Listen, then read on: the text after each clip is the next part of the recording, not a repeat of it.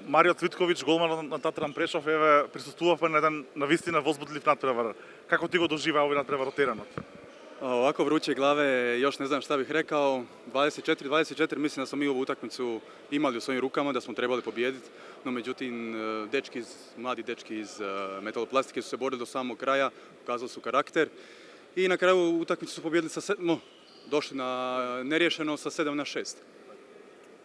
Ве очекуваат дуели со Eurofarm Пелистер и со тимот на Бутал Скопје. Што може Татран на овие надпревари?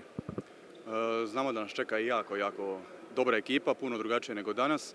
A mi možemo se boriti, davati sve od sebe i idemo pobijediti utakmicu, kao i svaku. Tatran Prešov ide da bi pobjedio. Што беше пресудно после настапите во Швајцарија и во Франција да се вратише во Словачка, каде што ги имаше едни од најдобрите партии во твојата кариера и во СХ лигата и во Словачкото првенство? Pa nakon 3 godine što sam bio otišao iz Prešova, bio sam, što se rekli, Švicarska, Francuska, ali ponovo me zvali ljudi iz Prešova, ja sam tu, osjećam se kao doma. 3 godine sam bio, sad sam se ponovo vratio. Jednostavno volim klub, volim grad i sretan sam da sam se ponovo vratio tu. Hvala vama.